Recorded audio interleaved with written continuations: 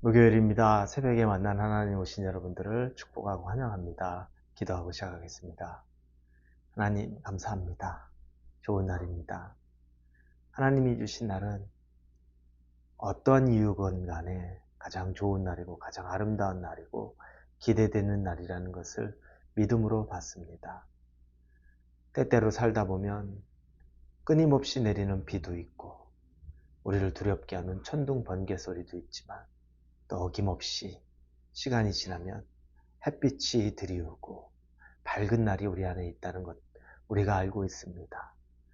우리의 인생이 그와 같이 어느 때에는 비가 내리는 것 같이 어느 때는 천둥 번개가 치는 것 같아도 어느 때에는 또 태양이 내리쬐서 우리를 풍요하게 평안하게 만든다는 것, 이걸 인생으로 받아들이고 이 과정 속에서 하나님 붙잡고 언제나 위기가 온다 할지라도 그 가운데 함께 하시는 하나님 안에서 평안을 누리게 하여 주옵소서. 예수님의 이름으로 기도합니다. 아멘. 오늘 말씀은 룻기입니다. 룻기 4장 13절에서 22절까지의 말씀입니다. 룻기 4장 13절에서 22절입니다. 우리 찾으셨으면 룻기 4장 13절부터 읽겠습니다. 이에 보아스가 룻을 맞이하여 아내로 삼고 그에게 들어갔더니 여호와께서 그에게 임신하게 하심으로 그가 아들을 낳은지라. 여인들이 나오미에게 이르되 찬송할지로다. 여호와께서 오늘 내게 기업 물을 자가 없게 하지 아니하셨도다. 이 아이의 이름이 이스라엘 중에서 유명하게 되기를 원하노라. 이는 내 생명의 회복자이며 내 노년의 봉양자라. 곧 너를 사랑하며 7 아들보다 귀한 내 며느리가 낳은 자로다 하니라. 나오미가 아기를 받아 품에 품고 그의 양육자가 되니 그의 이웃 여인들이 그에게 이름을 지어주되 나오미에게 아들이 태어났다 하여 그의 이름을 오벳이라 하였는데 그는 다윗의 아버지인 이새의 아버지였더라. 베레스의 계보는 이러하니라. 베레스는 헤스론을 낳고 헤스론은 람을 낳고 람은 암미나답을 낳고 암미나답은 나손을 낳고 나손은 살몬을 낳았고 살몬은 보아스를 낳았고 보아스는 오벳을 낳았고 오벳은 이새를 낳고 이새는 다윗을 낳았더라. 아멘. 오늘 우리는 룻기의 마지막 시간입니다. 마지막 룻기를 보게 되는데 쭉 룻기 전체를 보다 보니까 우리가 이런 결론들이 있죠. 룻은 결국에 보아스를 통해 새로운 삶을 살게 됩니다. 룻의 과거를 보면 자기 모압 땅에서 결혼했는데 자기 남편 일찍 죽게 됐죠. 일찍 죽게 된 이 남편, 그러나 시어머니를 따라서 자기 고향 모압을 등지고 이스라엘에 와서 삽니다. 가난하고 어렵고 이런 삶을 살았음에도 불구하고 결국 이 룻은 하나님을 통해서 새로운 배우자를 얻고 사랑을 얻고 풍요로움을 얻고 안식처를 얻고 자녀까지 얻게 되었습니다. 모압과 암몬 자손은 이스라엘 자손의 계통이었죠. 아브라함의 조카였던 롯이 있습니다. 룻과는 다르죠. 롯이 있는데 그 롯이 소돔과 고모라가 무너진 이후에 자기 아내도 소금기둥이 된 이후에 자기의 2 딸이 자기 아버지의 대를 잇자라고 하여서 몰래 아버지에게 술 취하게 하고 그리고 한 명씩 동침해서 낳은 자녀들이 모압 자손과 암몬 자손입니다.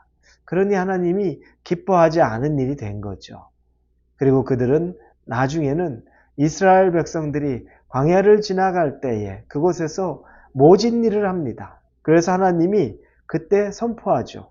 이 자손들은 영원히 회중에 들지 못한다라고 하나님이 저주를 내렸던 그 모압 자손 중에 하나인 이 룻이 이제 하나님의 민족의 후손이 되는 겁니다. 아주 영광스러운 경험을 하게 되는 거죠. 나오미는 어떻습니까? 나오미는 좋은 선택이 아닌 인간적인 선택, 남편과 자신으로 인한 그 선택으로 결국에 이 베들레헴 땅을 떠나서 모압으로 가서 그곳에서 남편도 떠나고 두 아들도 떠나보내고 빈털터리가 돼서 다시 고향 땅 베들레헴으로 돌아오게 되는 아주 비참한 삶을 맞았죠. 노년의 삶이 비참합니다. 자기와 자기의 며느리 중에 한 명과 돌아와서 살았는데, 그런데 이제 자기의 대를 이을 자녀도 없고 마땅히 먹고 살 문제도 없는 정도로 정말 말할 수 없이 어렵고 비참한 상황에 놓여 있었습니다. 그런데 하나님께서는 이 나오미, 그 며느리 룻이 보아스와 결혼하게 하시고, 그리고 그를 통해 자녀 오벳이라는 자녀를, 나오미에게 있어서는 손자가 되는 거죠. 이 손자를 보게 하셨습니다. 섬기는 자라는 뜻을 가졌습니다. 오벳은. 그래서 나오미는 모든 걸 다 잃었고 철저히 절망적인 것 같았음에도 불구하고 그녀는 노년의 때에 오히려 자기의 집안의 대가 이어지는 경험을 하게 되고, 그리고 사람들은 말하기를 14절에서 여인들이 나오미에게 이르되 찬송할지로다 여호와께서 오늘 내게 기업 물을 자가 없게 하지 아니하셨도다. 이 아이의 이름이 이스라엘 중에 유명하게 되기를 원하노라. 하나님이 이 아이를 들어서 기업 물을 자로 삼게 하였다는 것. 그리고 노년의 때에 나오미는 이 손주를 자기가 키우는, 얼마나 감사하고 감격적인 일을 하게 되는지 모릅니다. 나오미도 회복이 됐죠. 하나님의 사랑 안에서 결국에 하나님께로 다시 돌아온 사람들은 회복이 됩니다. 놀라운 일입니다. 여러분, 그러니 때가 늦은 것 같다, 이미 너무 많이 내가 하나님에게 멀어져 있다, 중요하지 않습니다. 즉시 다시 돌아오면 하나님의 회복은 하나님의 방법으로 인해 우리에게 선명하게 보여지고, 그리고 그것은 우리의 기대와 우리의 생각을 훨씬 넘어선 하나님의 능력과 하나님의 사이즈만큼 이루어지게 됨을 보게 되는 겁니다. 자, 이렇게 되니까 룻과 나오미, 그 개인이 회복됨과 동시에 그 가정이 회복이 되었습니다. 룻에게도 가정이 생겼고 나오미도 자기의 남편 엘리멜렉과 그리고 기련이나 말론 죽었던 두 아들, 그 대를 잇는 일들이 생겨난 겁니다. 자, 이제 그러고 보니까 룻이나 나오미나 자기 자신의 회복, 살아있는 자의 회복을 넘어서 이제 나오미 이 가문의 회복까지 이어지는 모습을 봅니다. 그런데 여러분, 그게 또 끝인가? 그게 또 끝이 아닙니다. 결국에 오늘 보는 메시지의 맨 마지막에 여러분, 족보를 적고 있죠.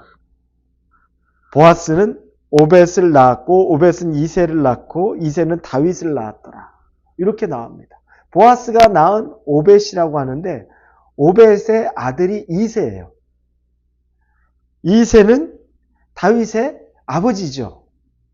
그러니 이 오벳이라는 사람은 결국에 다윗의 할아버지가 되는 겁니다. 다윗의 가문까지 이어지는 거예요. 놀라운 일입니다. 이건 가문을 넘어서서 이제 다윗은 뭡니까? 이스라엘을 또 상징하잖아요. 이 민족에게까지도 이 복이 넘어가는 거예요. 저는 생각을 해봤어요. 왜 하나님이 다윗을 선택했을까? 그가 목동으로 있었을 때 신실하던 그 하나의 모습. 그렇죠.